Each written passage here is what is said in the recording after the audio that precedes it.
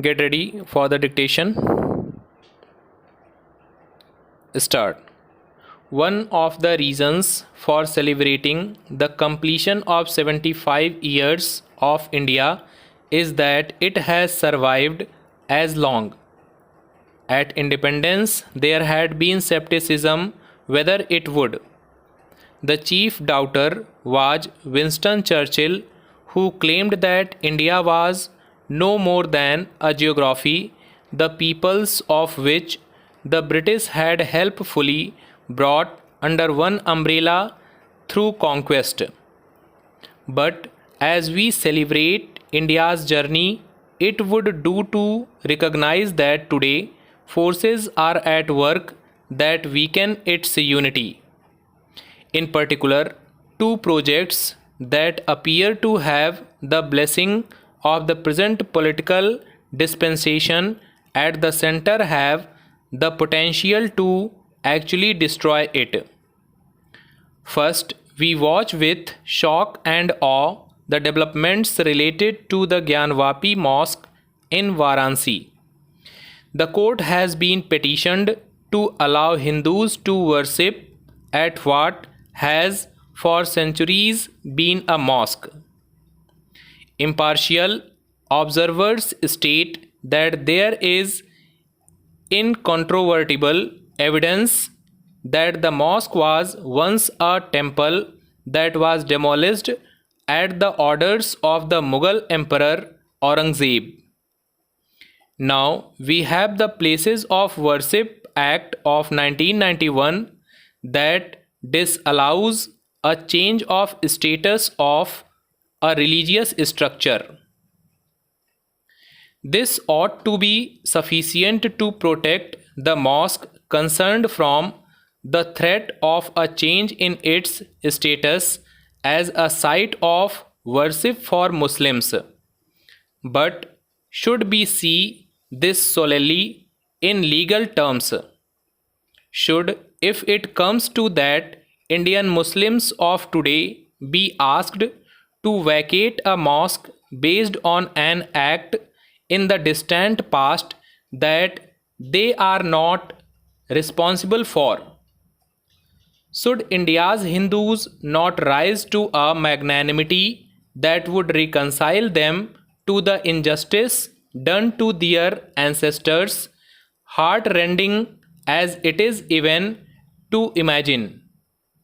Not only are they the overwhelming majority of this country now, but they also have plenty of places to worship in.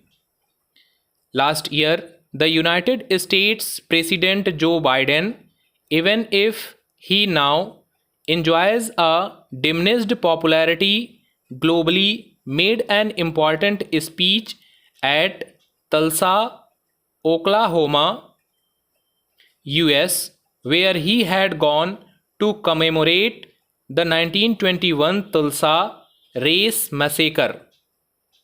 He had said, "We do ourselves no favors by pretending none of this ever happened, or it does not impact us today, because it still does impact us today." We cannot just choose to learn what we want to know and not what we should know. We should know the good, the bad, everything. That's what great nations do. They come to terms with their dark sides. Mr. Biden was suggesting that while Americans must remember, they must also move on without hoarding grievances. This message is valid for both the Hindus and the Muslims of India, depending upon the context. There is something incomplete in the project of singling out Muslim rule in North India for a record of violence in our history.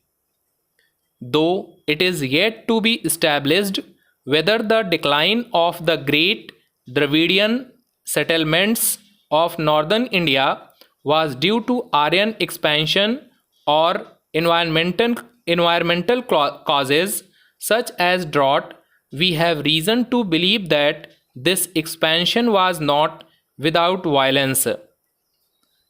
After all, verses in the Rigveda invoke Indra, the preeminent Aryan god, as the slayer of the Dasyu, literally the enslaved inhabitants of India.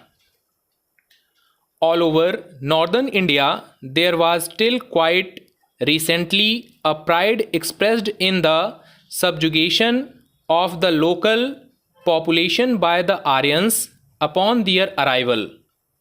But Hindu nationalism sides uncomfortably with such exaltation, for it renders the Aryans foreigners in this land without the legitimacy to define its cultural norms.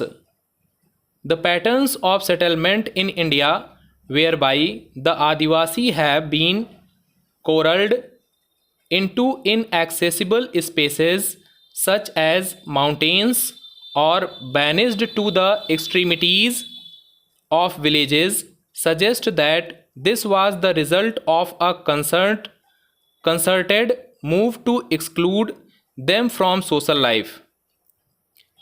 This could not have been possible without the threat of violence. Speaking of the destruction of religious icons, there is evidence that the Aryans may not have been so ecumenical after all. Archaeologists who participated in the excavation on sites of Harappan civilization in western India have pointed to the deliberate destruction of remnants of the phallic symbol carved in stone. Stop.